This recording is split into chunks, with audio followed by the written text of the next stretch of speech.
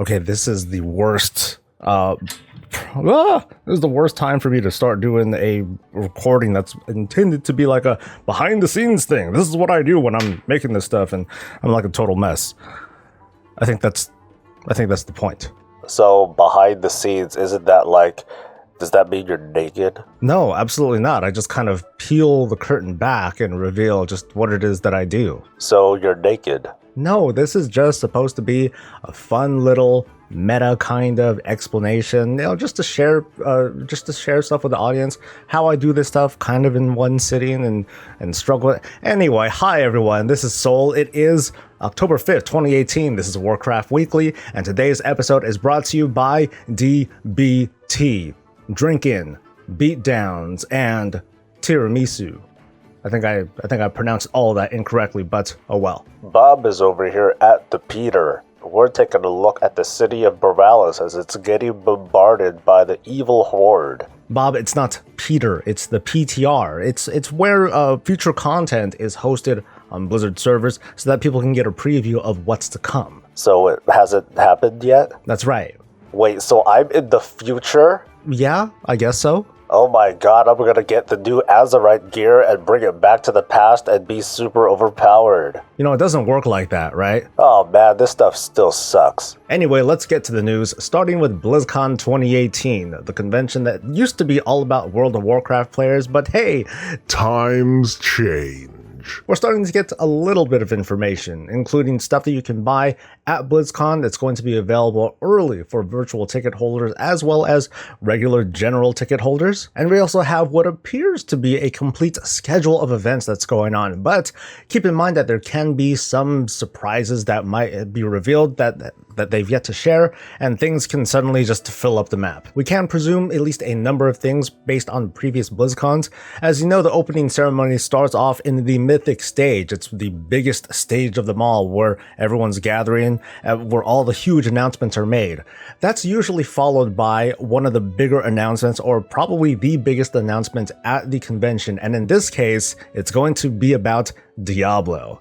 Yes! I am very excited about learning something new about Diablo. You might not be. Oh well. But ever since last year, and probably the year before, and probably the year before that, I've been dying to see something new coming from the Diablo franchise, and in this case, in the context of Diablo 3, I was hoping to see a new expansion coming out. I'm not quite expecting a Diablo 4, and the worst thing would, well, oh god, okay, it's coming to me now. It's gonna be like Diablo 3 mobile, and it's only gonna cost a low price of $49.99. Fight the negativity, breathe in, breathe out.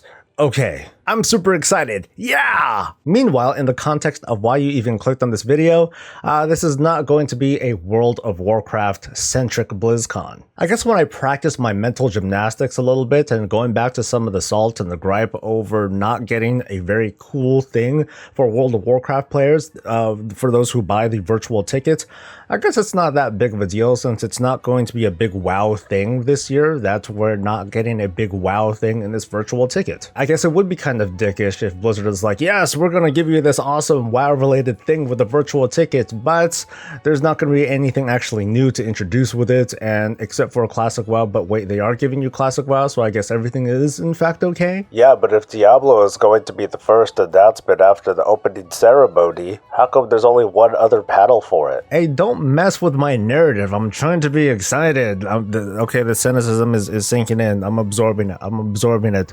I'm sad. So as I get over myself, there are a couple things that we're still missing. One, we're still missing the map, and that's kind of important in the context of the schedule that we're seeing here. It's very likely that there are a couple of things that are going to be taking place all around the convention that just don't happen to be on the schedule. We also don't know who's going to be the band or the artist that's closing out BlizzCon on Saturday. I've always joked that it's going to be a certain someone. Actually, my wife has jumped into it too. She's going to be guessing it's going to be BTS that shows up. But what about you folks at home, at work, and those of you who rule your kingdom from your gilded throne? So who do you think is going to show up?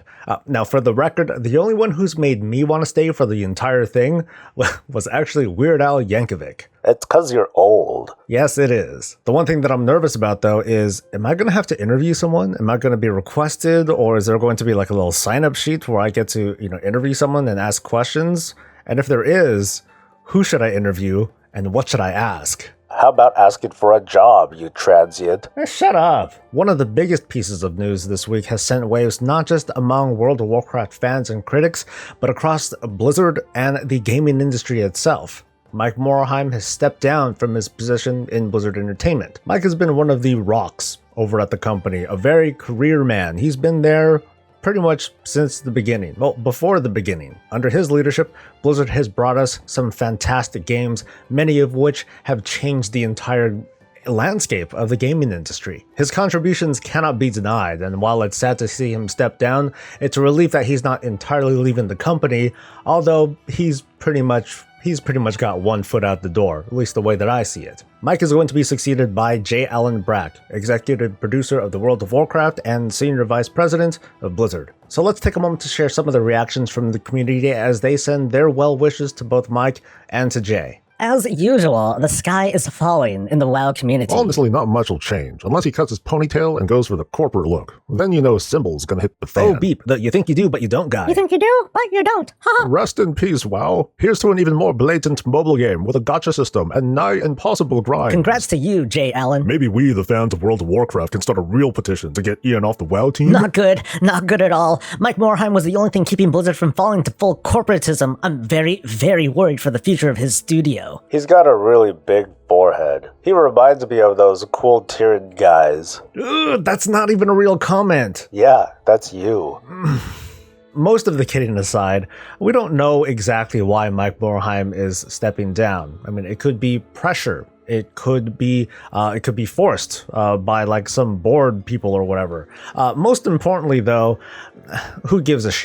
Even as an executive, doing the same thing for like 20 some odd years, it's gonna have a toll on you. At some point, you actually stop. People age. It's crazy, I know. Meanwhile, there have been misgivings about J. Allen Brack taking the job, as if he doesn't deserve it, as if he hasn't really contributed to the company well enough, especially because of his previous comments regarding Classic WoW. Some of you may think that he is a controversial pick and have, in fact, passed judgment based on his earlier statements and don't really care about what he's done since.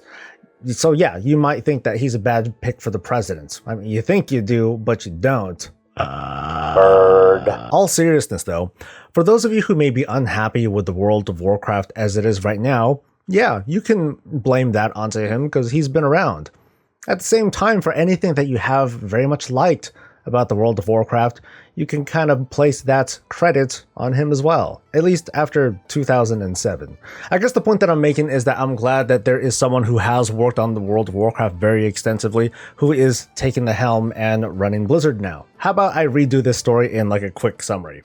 President of Blizzard Entertainment, who may or may not have worked on the World of Warcraft, has stepped down after 20 some odd years, to be replaced by 12-year veteran of the World of Warcraft. J. Allen Brack didn't just come from nowhere. He moved his way up, and I'll take him over, Mr. or Mrs. Act O Vision. You know what I mean? I'm not going to count on it, but it would be nice to see Mike Morhaime get up on stage at Blizzcon one more time to watch him awkwardly read off that teleprompter in his higher than expected pitch voice and to express his love for the community of WoW and Overwatch and all the other franchises that he helped to make. So he ain't gonna see this, but thank you, Mike, for everything that you've done for the entire industry. As for you, J. Allen Brack, I implore you, please work on that whole for the Horde, for the Alliance thing.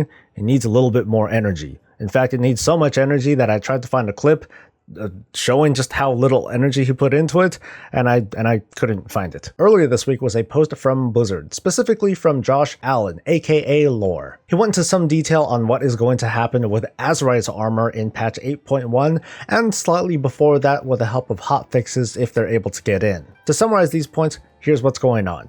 Traits are going to continue to be worked on and hopefully improved. An additional ring is going to be added to all future Azerite armor that's going to come after patch 8.1 to improve on the agency and the choices that the players are going to have when it comes to getting the kind of Azerite meta build that they want. And finally, the relative drop rate of Azerite armor is going to be increased across the board because Azerite armor at a higher level is going to be distributed via emissary quests. In other words, the really bad people are not going to get what they want. It is not going to be rebuilt from scratch. And Blizzard is not just going to scrap the entire expansion and move on to the next one.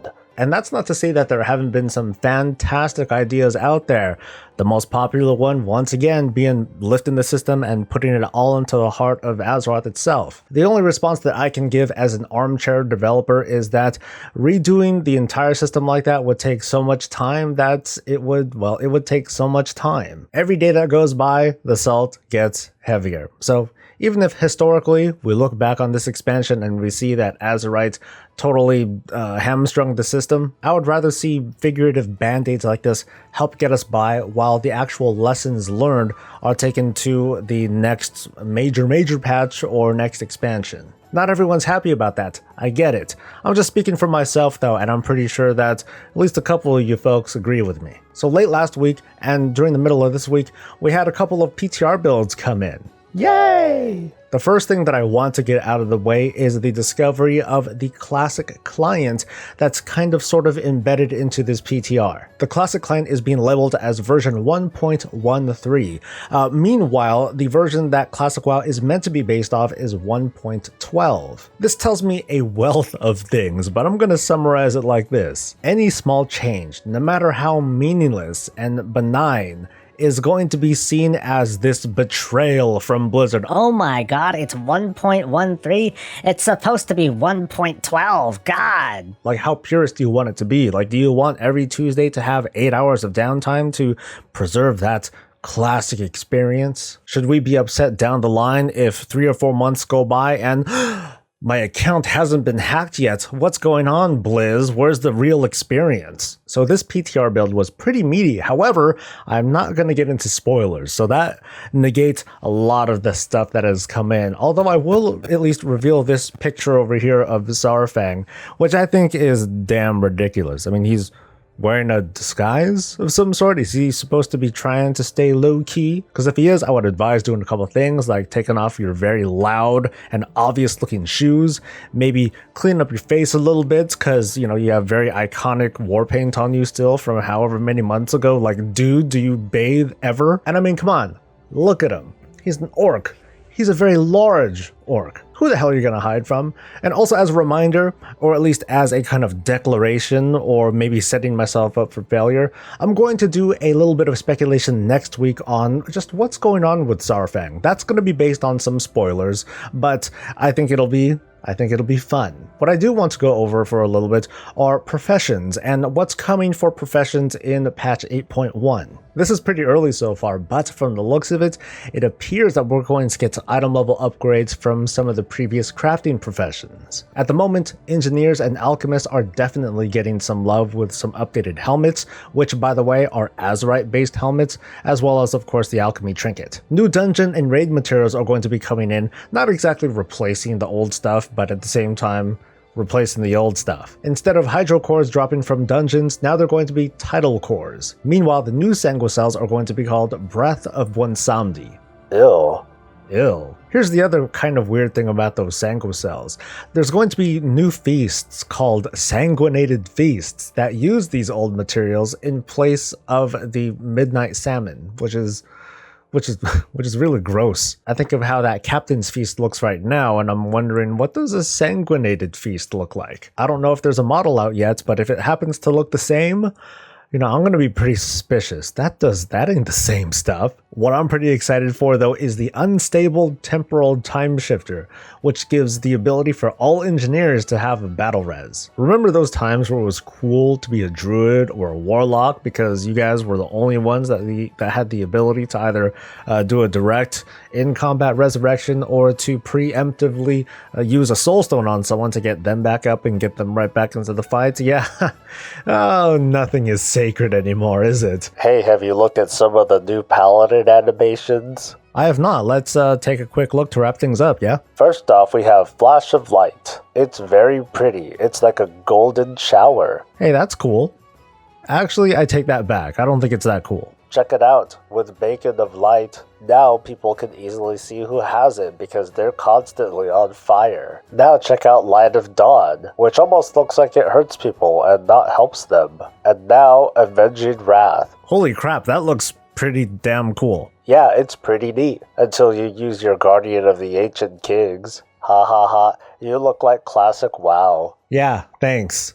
Anyway, let's wrap things up. So I want to thank everyone for watching and joining me for what turned out to be it was kind of a light news week. And I would say that it's not super impactful. It's more like this is a lot of Blizzard reaction to stuff that had gone on over the past couple of weeks. And for the most part, I am very cautiously optimistic about my own outlook about the world of Warcraft as well as Blizzard, given the new leadership changes. One thing that I didn't talk about that I'll just mention right now, I'm not going to cut back and throw it in, is, well, now that J. Allen Brack has moved from his position as an executive producer, even though I'm pretty sure a lot of his work involved his executive position as a senior VP, who's going to take his place? Or is there going to be, in fact, some sort of power vacuum? Or is it just going to be like left on its own? Is the position going to remain empty while the WoW team just continues doing its thing? It's hard to say, but I'm glad that the train keeps moving, that Blizzard keeps moving forward with whatever its plans and agenda is. Anyway, thanks again for watching, and stay tuned for next week. The plan next week is to do some more personal stuff. I'm going to try and get started with at least a prologue or a preview of my Prisoner of Warcraft series. It's going to be a very personal series that isn't entirely about WoW. It's going to be more about me. So for those who are interested in me as a channel operator and as a person, cool. But for everyone else, I'm going to be focusing a little bit on the upcoming lore that we're going to see in patch 8.1. What's going to happen? What's there to speculate? I'm really excited and nervous to share what I have. So please support the channel by liking this video, by sharing it with others, and subscribing so I can keep giving you more of this and all things Warcraft. I'll see you next week. Until then, stay safe, stay happy, and stay breezy.